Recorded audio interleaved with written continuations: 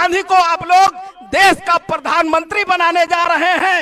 आने वाले 2024 में राहुल गांधी जी देश के प्रधानमंत्री बनेंगे। आप लोगों के इसी साथ मैं अपनी वाणी को विराम देता हूं। जय हिंद, जय भारत, जय कांग्रेस, जय संविधान। धन्यवाद। मल्लिकार्जुन खड़गे, सोनिया गांधी। मल्लिकार्जुन खड़गे, सोनिया गांधी। मल्लिकार्जुन खड़गे, राहुल गांधी। हमारे बीच में हमारे राष्ट्रीय अध्यक्ष आदरणीय मल्लिकार्जुन खड़गे साहब मौजूद हुए हैं। मैं सबसे पहले सुशील पासी जी से निवेदन करूंगा कि वे माला के साथ तीनों ब्लॉक अध्यक्ष, जिला अध्यक्ष, समाजवादी पार्टी के विधायक और हमारे पूर्व प्रत्याशी आदरणीय और हमारे चेयरमैन साहब उनको माला पहनाकर उनका स्वागत करेंगे।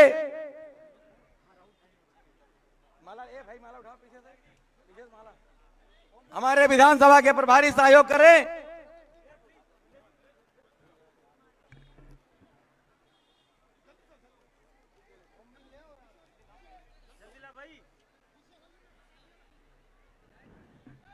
मोहम्मद इलियास मन्नी जी भी सहयोग करेंगे। माला पहनाकर उनका स्वागत करेंगे। हमारे चेयरमैन मोहम्मद इलियास मन्नी साहब भी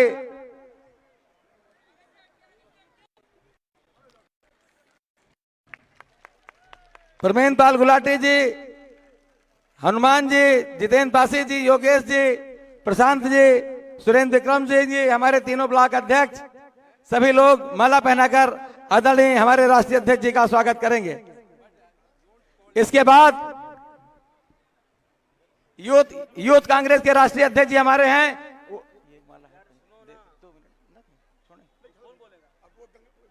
हमारे बीच में हनुमान अंबेडकर जी को बुलाऊं उससे पहले मैं हमारे चेयरमैन शत्रुघ्न सोनकर जी संविधान की किताब आदरणीय मल्लिकार्जुन खड़गे साहब को भेंट करेंगे।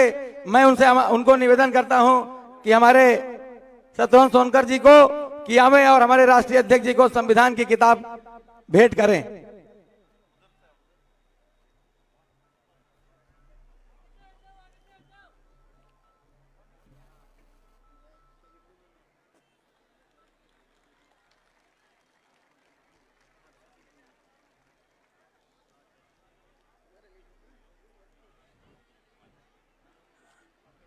हमारे बीच में रायबरेली के चेयरमैन शत्रुघ्न सोनकर जी इसके बाद संविधान की किताब भेंट करेंगे।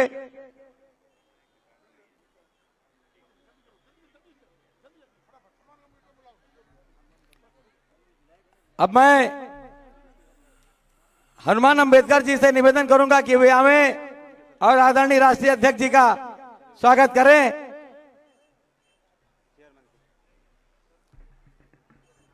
आप सभी को क्रांतिकारी जय भीम, लाल सलाम। हमारे रायबरेली जिले में माननीय कांग्रेस पार्टी के राष्ट्रीय अध्यक्ष जी आ चुके हैं।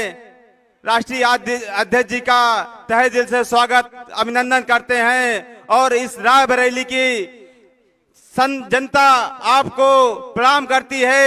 इस रायबरेली धरती में आप आए। हमारे बीच में हमारे करोड़ों साथी, कई दोस्त जो अरुण अंबेडकर, सुनील अंबेडकर, जितेंद्र पासी, योगेश सर, कई साथियों ने रात दिन मेहनत करके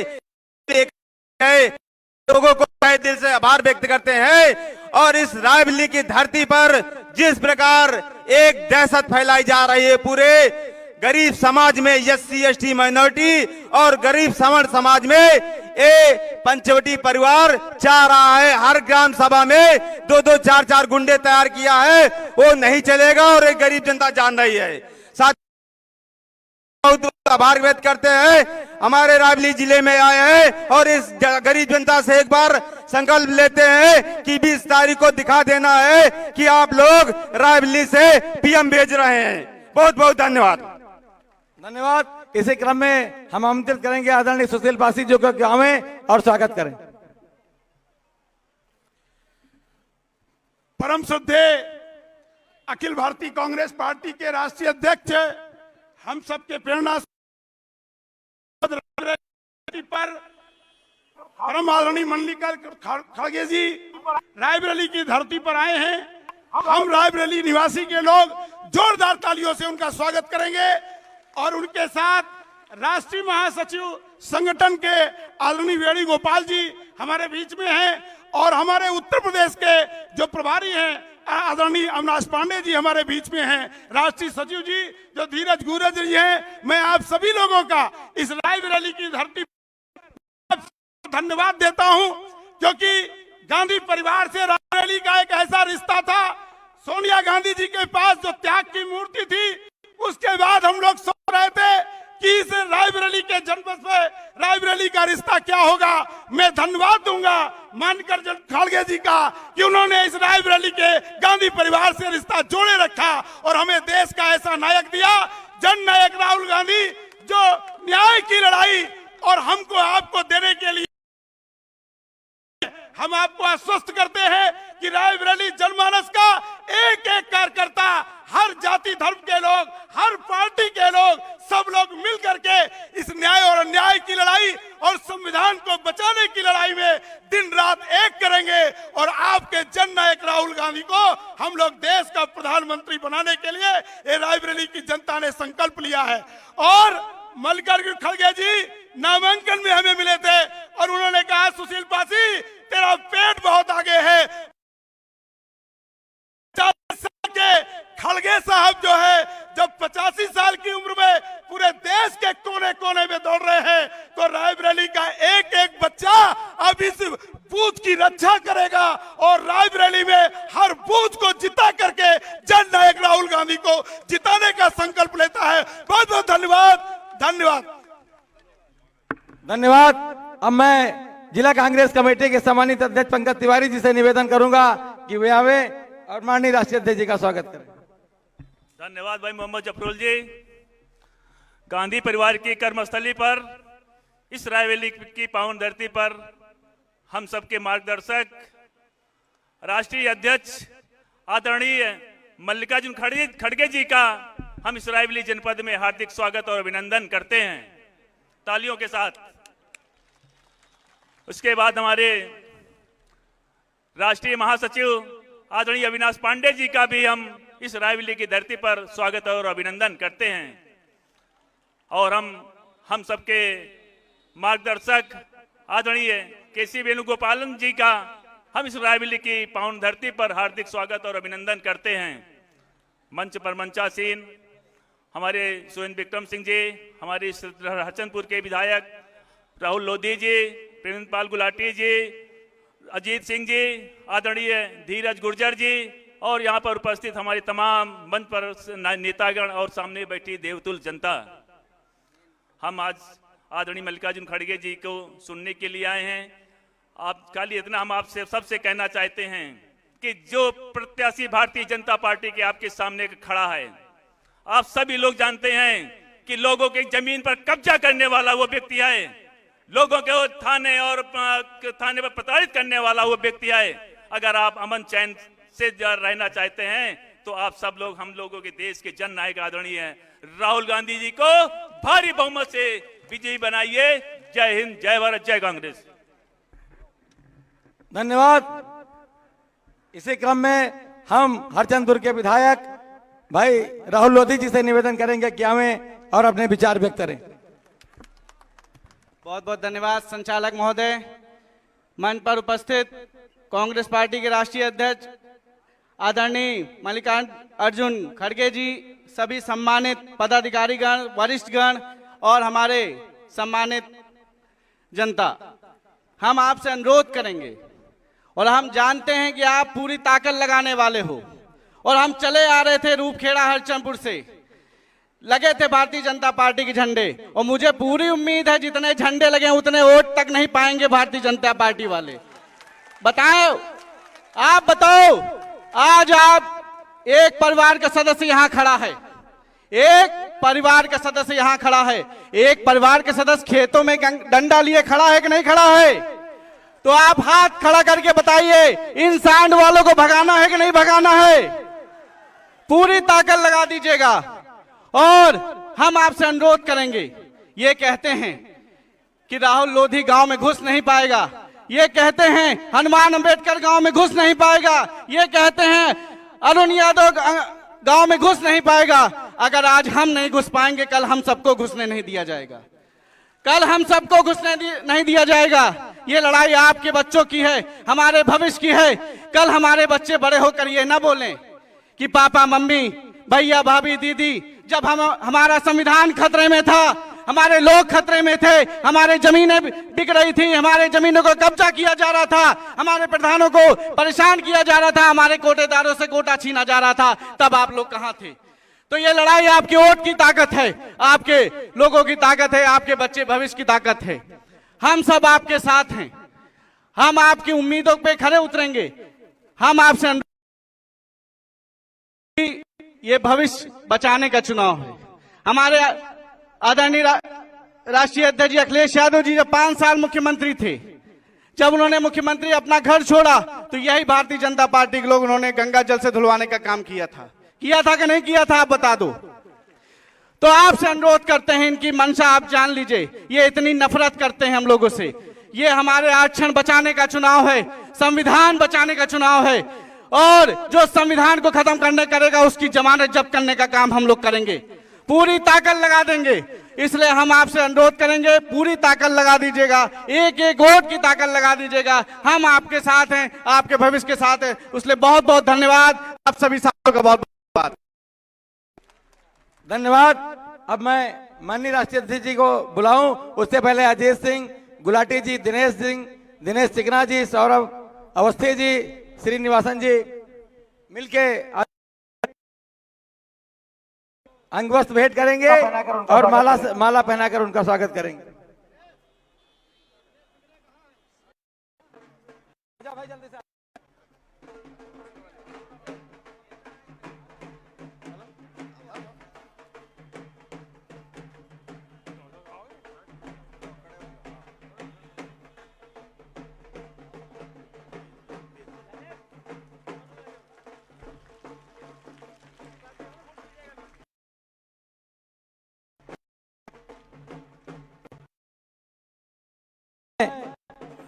हमारे पूर्व प्रत्याशी भाई इंद्रेश विक्रम जी से कहेंगे कि आप माननीय खड़गे साहब को मंच पर माइक पर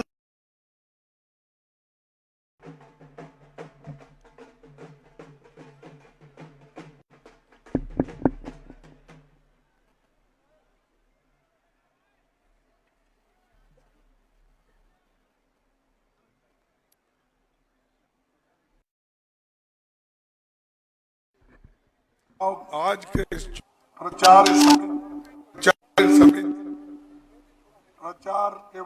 प्रचार के वक्त ये इस मंच पर बैठे हुए संगठन महासचिव श्री केसी वेणुगोपाल जी, हमारे प्रभारी महासचिव अविनाश पांडे जी, सचिव धीरज गुर्जर जी, जिलाध्यक्ष पंकज तिवारी जी, सपा विधायक राहुल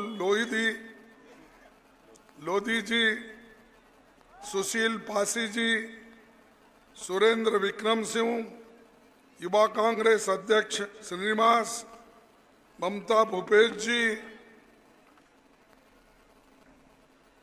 इंदिरा मीना जी, अजीत सिंह विधानसभा प्रभारी, शत्रुघ्न सोनकर, मोहम्मद इलियास, प्रमोद पाल सिंह, सम्मानित ब्लॉक अध्यक्ष एवं मंच पर बैठे हुए मेरे सारे दोस्तों और यहाँ पर जो जमा हुए हैं मेरे माताएं, भाई बहन और युवा मित्र और मीडिया के मेरे दोस्त,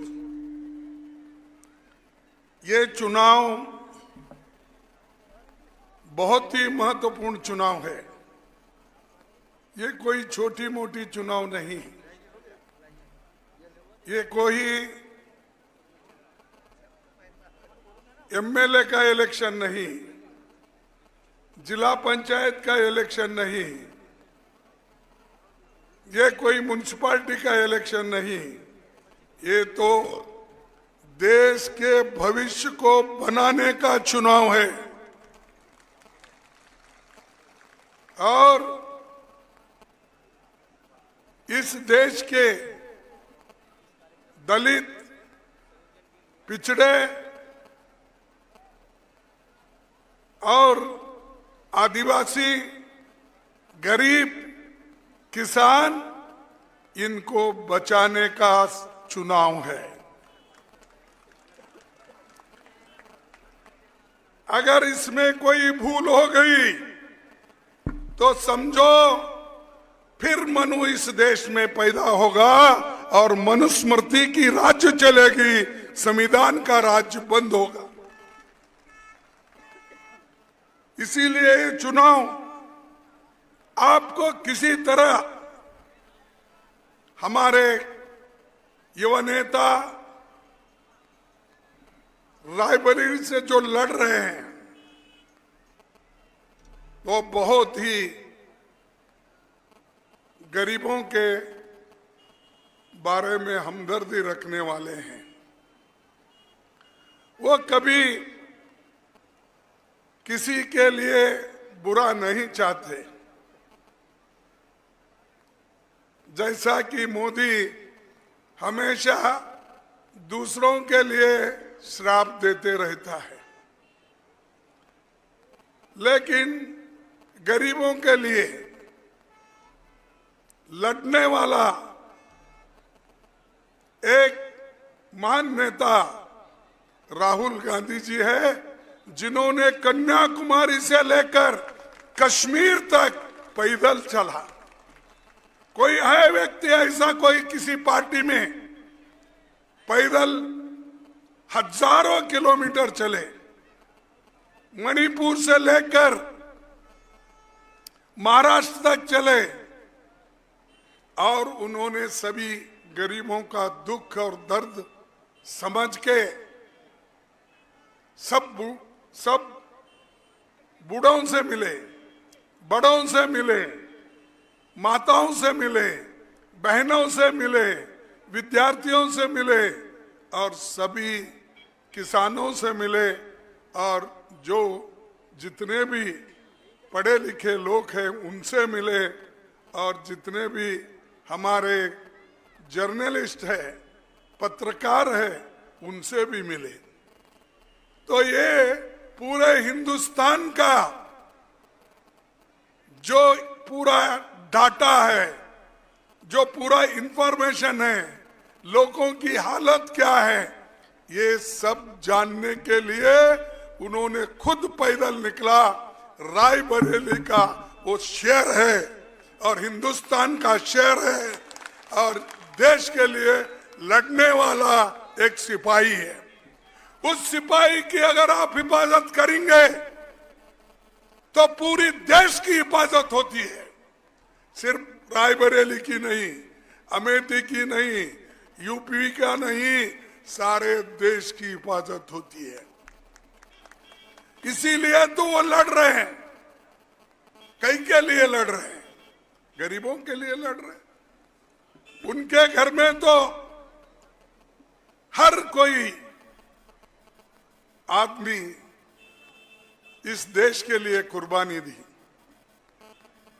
और रायबरेली तो उनके लोगों के लिए सोनिया गांधी, राहुल गांधी, इन्हों तो इसको संभाला ही, लेकिन इससे पहले इंदिरा गांधी जी, फिरोज गांधी जी, ये सब लोग आपके तरफ देखते हैं और ये कहते हैं कि ये रायबरेली हमारी कर्मभूमि है, हम यहीं से लड़ेंगे, यहीं पर लोगों को अपना मार्गदर्शन करेंगे। और भाइयों, मैं और एक बात आपको बताना चाहता हूं कि गांधी परिवार ये सत्ता के लिए नहीं लड़ रही। अगर सत्ता के लिए लड़ते तो सोनिया गांधी कभी की इस देश की प्रधानमंत्री बनती थी। जब 2004 में हमको मेजॉरिटी मिला और सभी पार्टियों ने मिलके उनसे कहा कि आप देश के प्रधानमंत्री बनो, तब उन्होंने कहा मैं प्रधानमंत्री बनना नहीं चाहती हूं, मैं देश की सेवा करना चाहती हूं, लोगों की सेवा करना चाहती हूं और लोग जो परेशानी में है उनकी मदद करना चाहती हूं। इसलिए उन्होंने प्रधानमंत्री का पद ठुकरा दिया और मनमोहन सिंह जी को प्राइम मिनिस्टर बनाया। है ऐसा कोई लीडर? आज जो कुछ मिलता है पहले लेने वाले लोग हैं, सत्ता के लिए झगड़ने वाले लोग हैं। इसलिए ये प्रधानमंत्री कब के बनते थे? जब 209 में, उस वक्त भी हमको जब मेजॉरिटी मिली थी, उस वक्त भी सोनिया गांधी जी को सभी ने कहा और आप इस देश के अपने इस प्रधानमंत्री पद को संभालो। उस वक्त भी उन्होंने कहा नहीं, जो इस देश को आर्थिक स्थिति में अच्छी तरह लाने वाला एक अर्थशास्त्रज्ञ मनमोहन सिंह है, वही कंटिन्यू करने दो, ये सोनिया गांधी जी ने कहा। इसको कहते हैं त्याग। और उनके घर में तो बलिदान भी दिए। देश को एक रखने के लिए इंदिरा गांधी जी ने 32 गोलियां अपने छाती में समाए, उनके छाती पे समाए, मार दिए 32 गोली। उसको छन्नी छन्नी हो गई थी इंदिरा गांधी जी का। ऐसी जो महान नेता कई के लिए लड़ी, इस देश को एक रखने के लिए, सत्ता पैसा कमाने के लिए नहीं। ऐसा तो इस देश के लिए पंडित जवाहरलाल नेहरू जी 98% अपनी संपत्ति कांग्रेस पार्टी को और देश को समर्पित किया। और आप उनको कहते हो, और मुझे हंसी आती है कि जिस देश को बचाने के लिए अपने जान दे रहे, उनको मोदी जी टिंगल उड़ाते हैं, मोदी जी टीका करते हैं। अरे भाई, मां के रास्ते पे चलने वाला बेटा राजीव गांधी,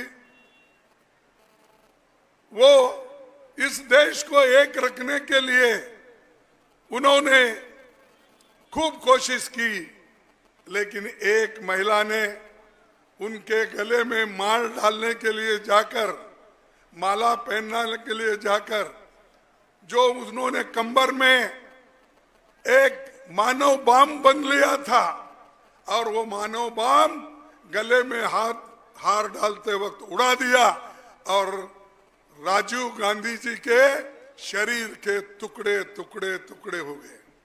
हाथ एक तरफ, उंगली एक तरफ, सर एक तरफ, पैर एक, वो जोड़ना भी मुश्किल था, पहचानना भी मुश्किल था। ऐसे महान लोग इस रायबरेली में पैदा हो गए, और वो लोग इसकी उसीलिए तुम्हारी पहचान पूरे हिंदुस्तान में है, पूरे देश में है। आदमी को उसी वक्त पहचाना जाता है कि जो लोग समय के अनुसार पीछे खड़े होते हैं, साथ खड़े होते हैं, उनको सभी को लोग बड़े गर्व के साथ देखते हैं।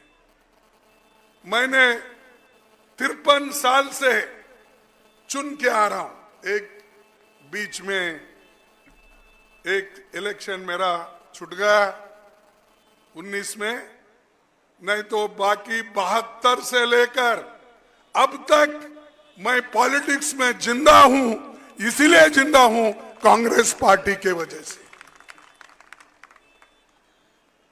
और हमको एक देखना है, जो लोग इस देश के लिए अपनी जान देते हैं, वैसा ही राहुल गांधी वहां से निकलकर रात दिन बारिश हवा ठंडी गर्मी सब में फिरे। कई के लिए उनके पास आराम से रहते थे, लेकिन उन्होंने आराम नहीं लिया।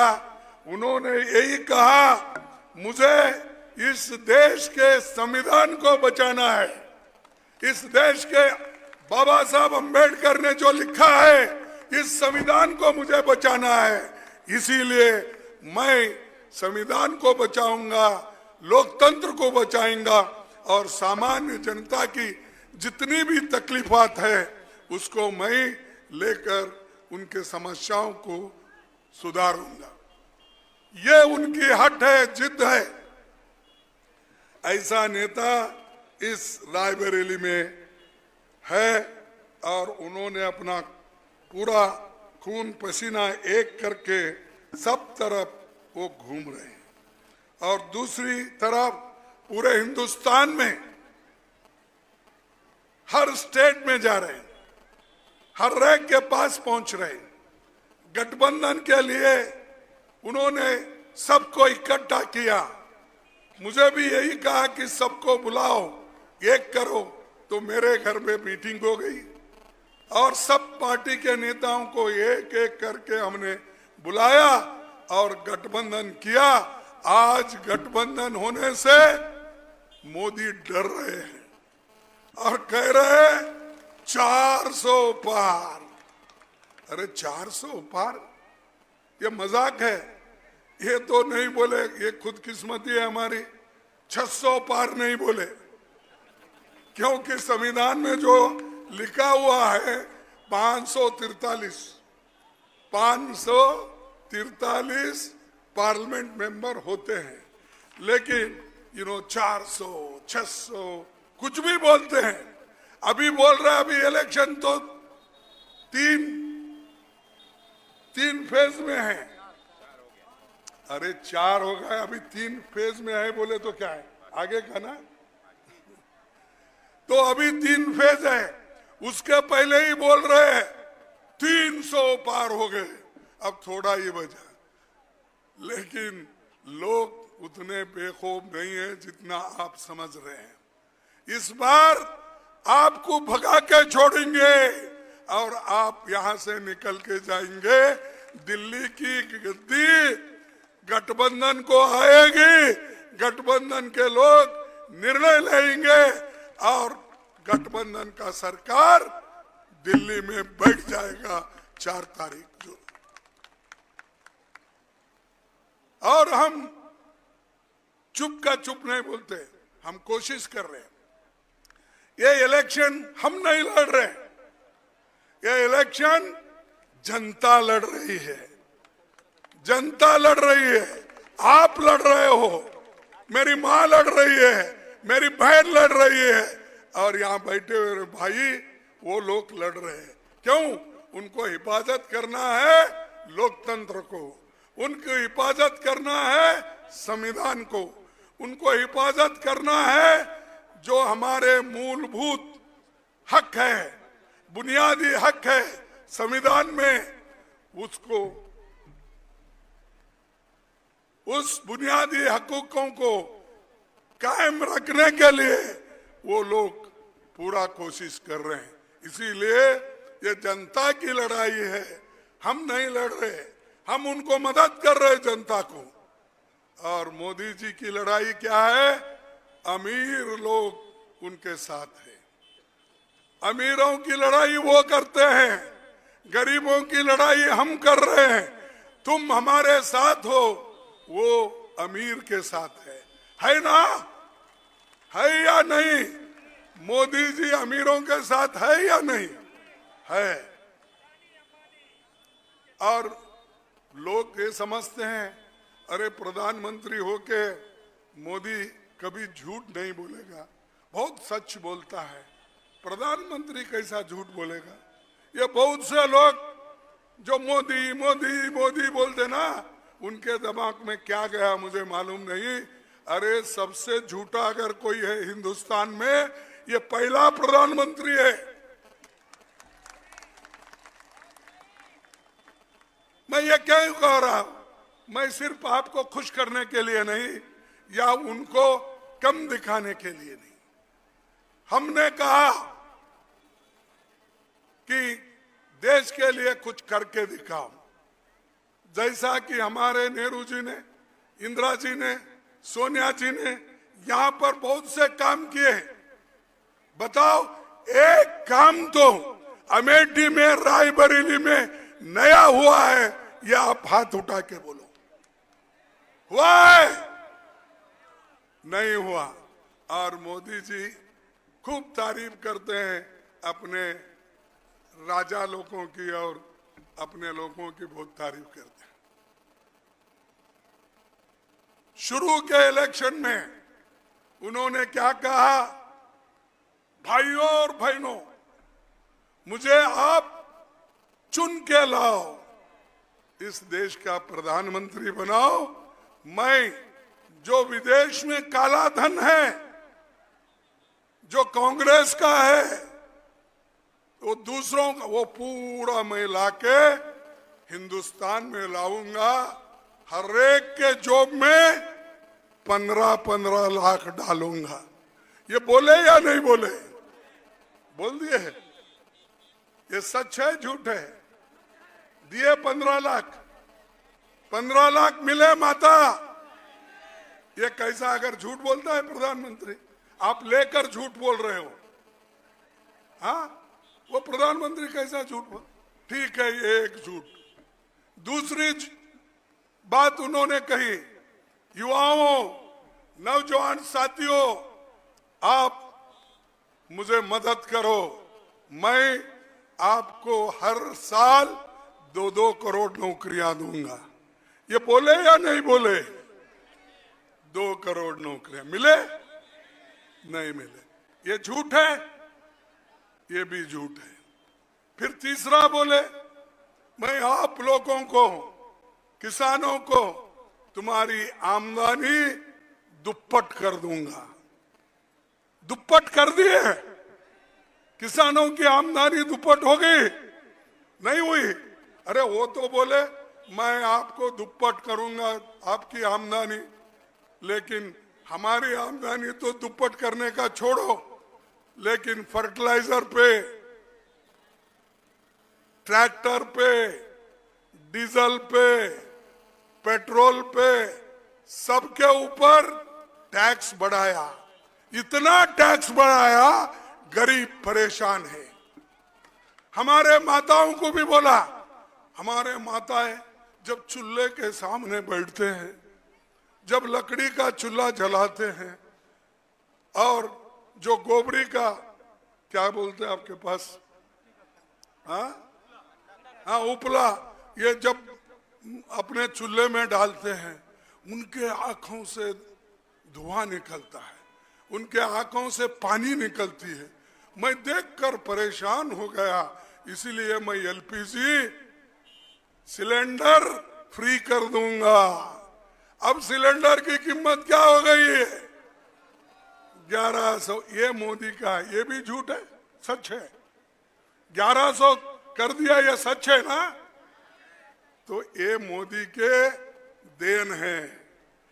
अगर मोदी फिर से आए, ये सब तो ऊपर कर ही दिए हैं, और अभी भी ये बोलते हैं कि मोदी है तो मुमकिन है। हाँ भाई, मुमकिन है। क्या मुमकिन है? पेट्रोल का दाम बढ़ाना मुमकिन है, गैस का दाम बढ़ाना मुमकिन है, और फर्टिलाइजर का दाम बढ़ाना मुमकिन है, तेल का दाम बढ़ाना मुमकिन है, आटे का दाम बढ़ाना मुमकिन है, और जो औषध मारते हैं हम अपने क्रॉप्स को, उसका औषध मारने का वो भी डबल हो जाएगा। अब डबल हुआ है। अरे तुअर की दाल 80 रुपए थी और 128 हो गया। ये भी मुमकिन है अगर आप कंटिन्यू करें। ये सब मुमकिन है। मोदी है तो ये सब मुमकिन है। अगर हम हैं, हमने नरेगा लाया या नहीं लाया? हमने फूड सिक्योरिटी एक्ट ये हमने लाया।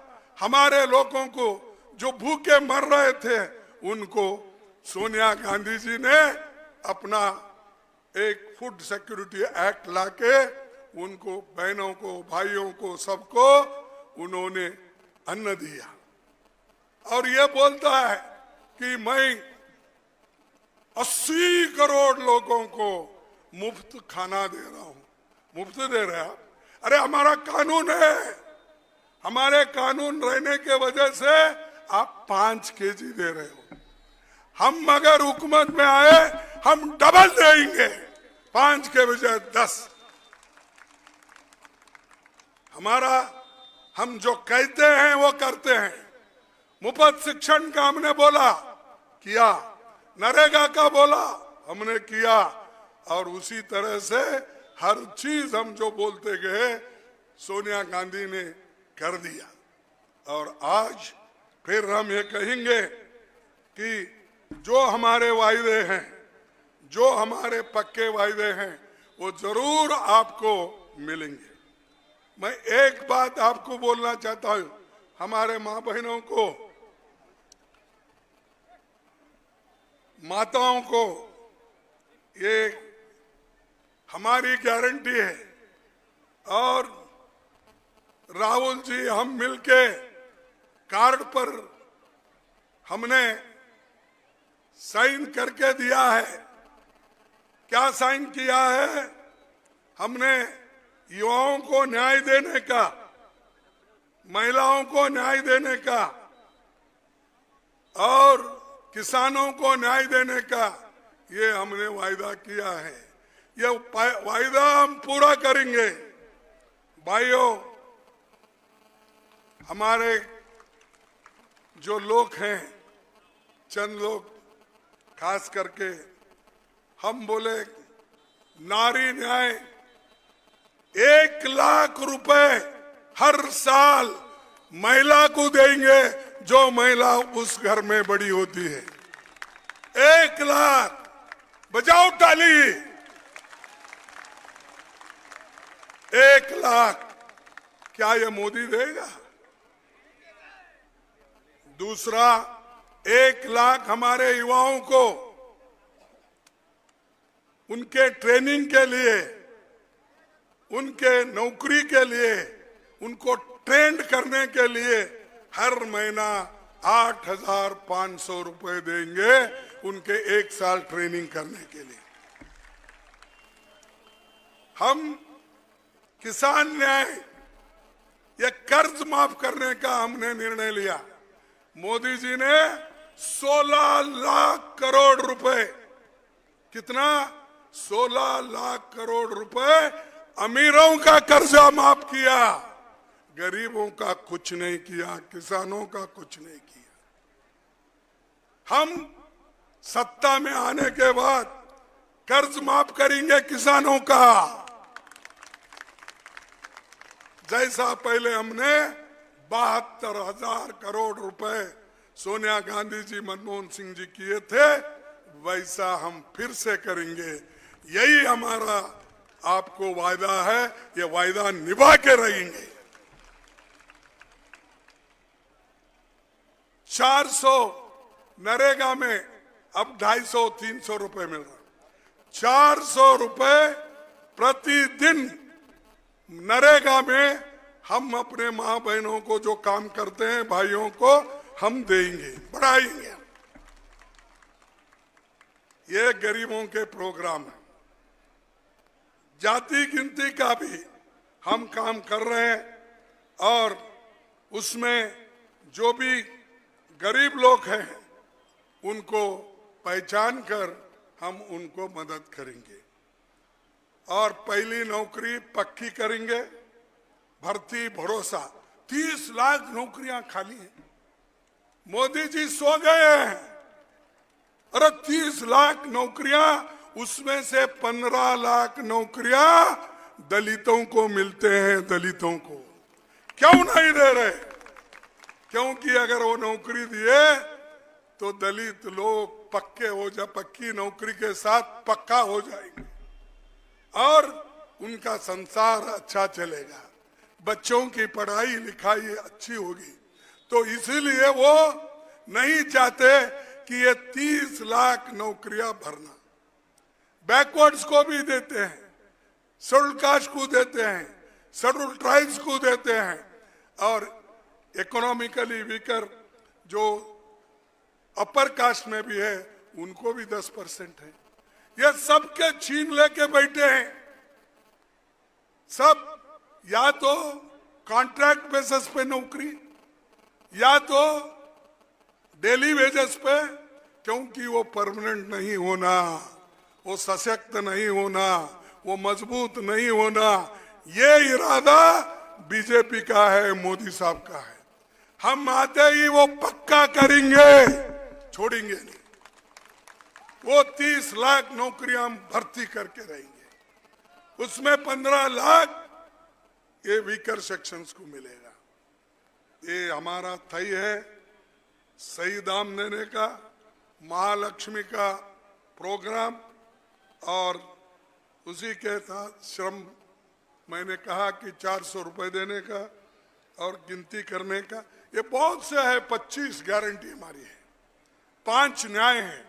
इसके ऊपर पूरा हम काम करेंगे और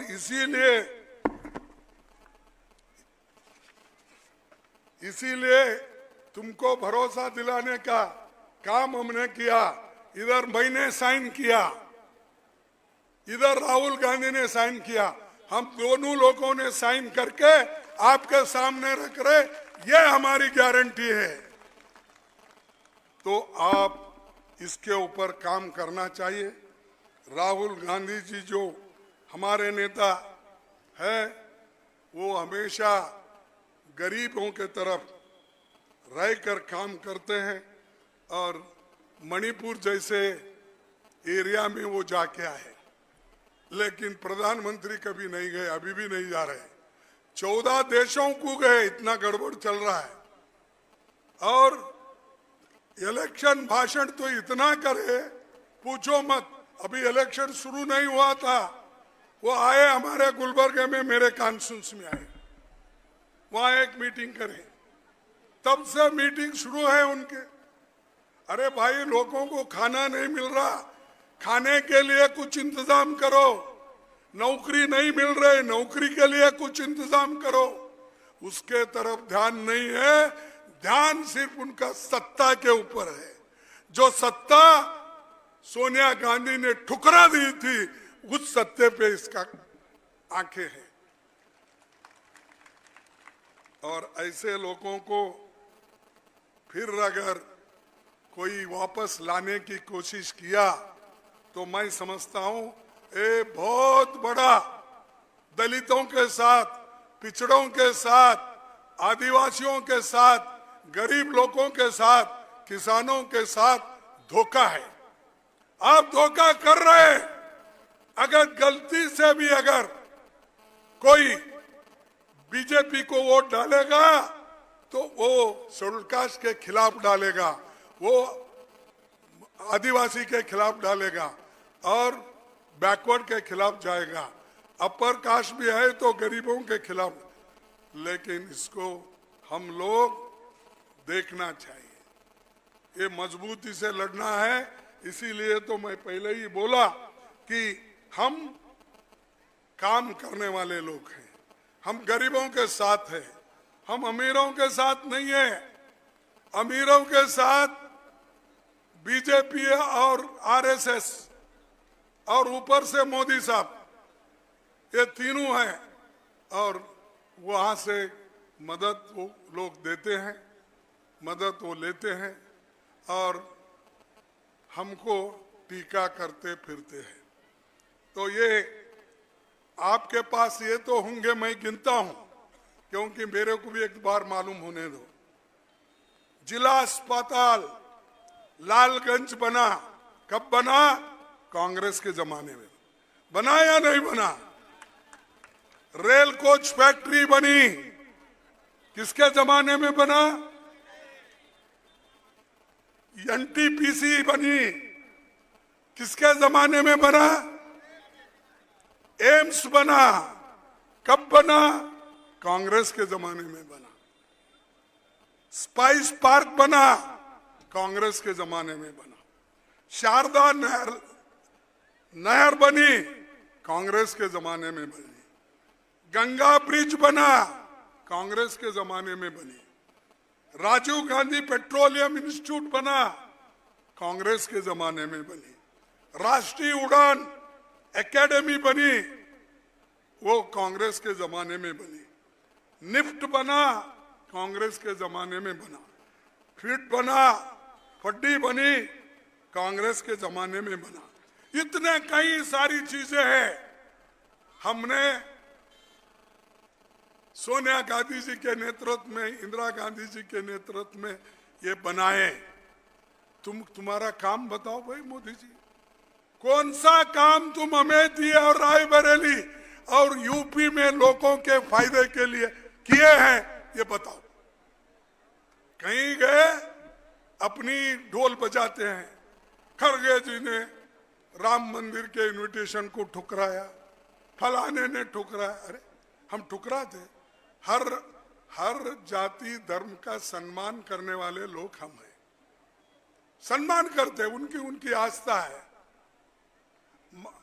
डॉक्टर बाबा साहब अंबेडकर वो कहते थे मेरे 3 गुरु हैं, 3 गुरु में मेरा पहला गुरु है, मालूम है? नहीं, झंडा लगा, ये लगा, ये भी मालूम। महात्मा गौतम बुद्ध ये मैं पहले गुरु, उन्होंने कहा। मेरा दूसरा गुरु संत कबीर, मेरा ये दूसरा गुरु बाबा साहब अंबेडकर ने कहा। मेरा तीसरा गुरु मार्गदर्शक महात्मा फुले, उन्होंने कहा। ये 3 गुरु का मार्गदर्शन लेके मैं चल रहा हूं और बाकी के किसी चीज के लिए मैं कोशिश नहीं करता, नहीं किसी के पास झुकता। ये बाबा साहब की वाणी थी। और बाबा साहब जो आपके लिए काम किए, जो संविधान लिखा सबके लिए, सभी जाति धर्मों के लिए, देश के लिए लिखा, ये बहुत बड़ी बात है और इसको बचाने का फर्ज सबको है। अभी यहाँ पर कोई रिंग रोड बोले थे, वो नहीं हुआ। फूड पार्क का क्या हुआ मालूम नहीं। बाकी के जितने भी वायदे किए तुमको मालूम है, वो वायदे तो पूरे वायदे ही रहे इनके जमाने में। एक वायदा भी इन्होंने पूरा नहीं किया और आज हमारे सामने आके बोलते 70 साल में कांग्रेस ने क्या किया। अरे 55 साल तो थे हम, 70 साल हमारे नाम से। वो वाजपेयी के 6 साल भी हमारे में जोड़ देते हैं। देवेगौड़ा का 1 साल हमारे में जोड़ देते हैं। विश्वनाथ प्रताप सिंह का भी जोड़ देते हैं। सब जुड़ा के 70 साल में तुमने क्या किया। अरे हमने जो किया, संविधान बचाने का काम किया, लोकतंत्र बचाने का काम किया, इसीलिए तो तुम उस कुर्सी पे बैठे हो। मोदी साहब, आप जो कुर्सी पे बैठे हो वो बाबा साहब अंबेडकर की, पंडित जवाहरलाल नेहरू की देन है। अगर डेमोक्रेसी और संविधान नहीं रहता तो फिर वहीं बैठना पड़ता था। मैं एक लेबर का बेटा हूं और मैं भी एक ही बच्चा मेरे घर में, सब तो मर गए थे पुलिस एक्शन में। मेरी माँ मर गई, मेरे बहन मर गई, मेरे चाचा मर गए, क्योंकि हैदराबाद में बहुत बड़ा उस वक्त हादसा हुआ आज़ादी के वक्त। तब मेरे घर में पूरा मेरा घर भी जलेगा। मैं उस वक्त 6 साल का था। सब मेरे परिवार के लोग चले गए। मैं और मेरे पिताजी दो ही बचे थे। कहीं मैं खेल रहा था तो बच गया, मेरे पिताजी खेत में काम करे वो बच गए, बाकी पूरा उजड़ गया मेरा घर।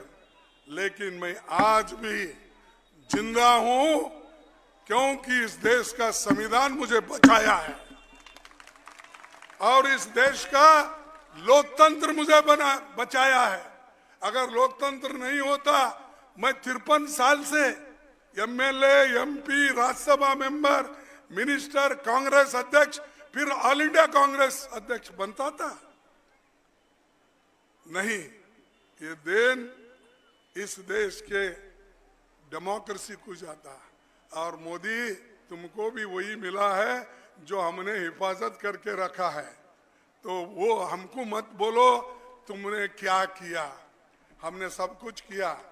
तुम रोज एक जो कोट बदल रहे ना, मेरा जैसा जैकेट, वो रोज 4-4 बदलते हैं। मेरा उतना कॉस्टली नहीं, बहुत जरा उतना महंगा नहीं, ठीक है, जो लोकली मिलता है वो लेते हैं। लेकिन उन्होंने तो हर चीज पे बोलते हैं, गरीबों की बात करते हैं, रोज कोट बदलते हैं और रोज इतने अपने बातों को बदल। मैं गरीब माँ का बेटा हूँ। कल बोल रहे थे, आप देखे टीवी में, किसी एक को इंटरव्यू दे रहे थे, वो उन्होंने ये बोला कि गंगा माँ मुझे यहाँ लाई है, मैं एक गरीब माँ का बेटा हूँ, गंगा माँ ने मुझे यहाँ लाकर ये आज इतने ऊंचे पद पे मुझे भेजी है। ठीक है भाई, गंगा माँ लाई, हम आपका आदर करते हैं, गंगा माँ का आदर करते हैं, लेकिन आए क्यों यहाँ? गांधीनगर छोड़ के आए क्यों? गंगा माँ कहीं से भी आपको आशीर्वाद देती थी और ऊपर से गंगा माँ के इसलिए, और दूसरों को बोलते भागो मत, भागो मत। कहाँ भाग रहे भाई? ये रायबरेली 100 साल से भी ज्यादा कांग्रेस पार्टी की, नेहरू की, इंदिरा गांधी की, सोनिया गांधी की, राहुल गांधी, यहाँ 100 साल से जो लोग यहाँ से है, यहाँ लड़ रहे हैं, उनको बोलते भागो मत। तुम भाग के तो तुम आए, गुजरात से आकर एक यूपी में वाराणसी में बसे और हमको तुम टिका रहे हो। ये सब बेकार की बातें हैं। हम इस देश के लोगों की हिफाजत करने के लिए और मदद करने के लिए हम आए हैं और हमारी पार्टी मजबूती के साथ लड़ने वाली है। राहुल गांधी एक लड़ाकू आदमी है, इसीलिए हम सभी लोग उनकी मदद कर रहे हैं और उन्होंने देश की मदद कर रहे हैं। ये कहता हूं तो आप सभी लोग राहुल गांधी जी को चुन के लाएंगे, हाथ उठाओ।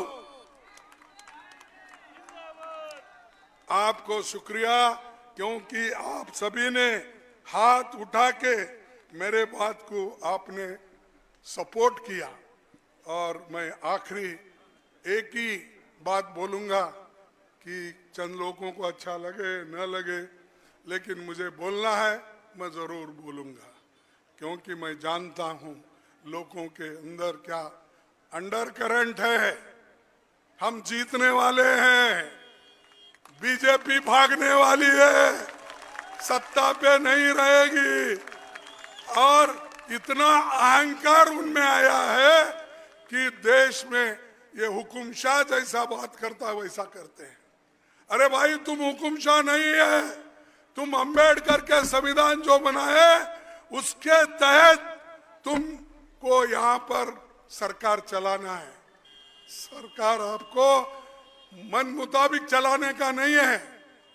तो इसलिए मैं यही कहूंगा अपने सभी बंधुओं को, माँओं को, सबको, क्योंकि आपके लिए तो हमारे महिलाओं के लिए राहुल गांधी हमेशा लड़ते हैं और उसीलिए उन्होंने बोला पहला कदम मेरा माताओं के तरफ 1 लाख रुपए उनको दिला के ही रहूंगा।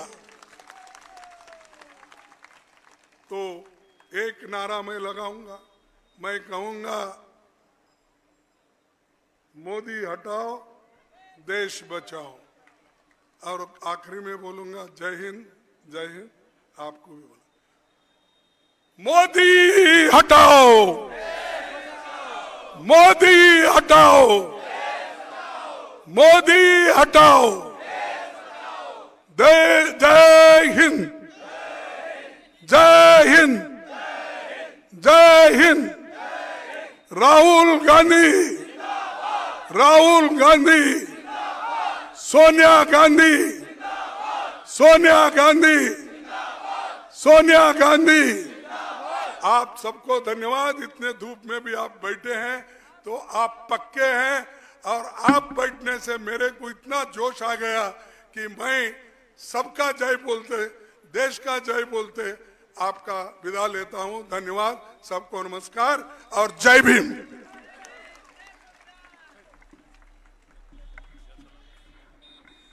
अब मैं आदरणीय सुरेंद्र कम जी से आग्रह करूंगा कि वे आवें और धन्यवाद दें और इस सभा का समापन करें।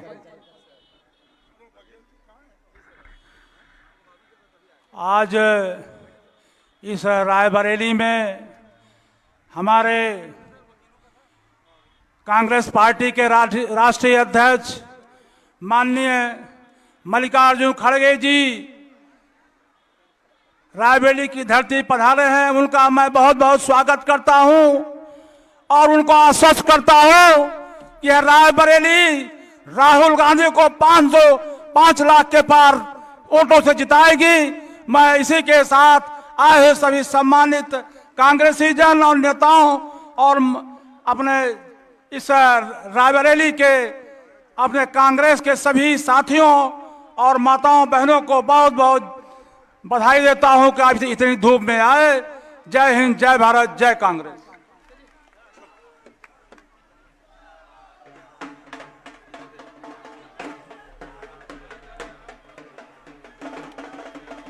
हम तुम्हारे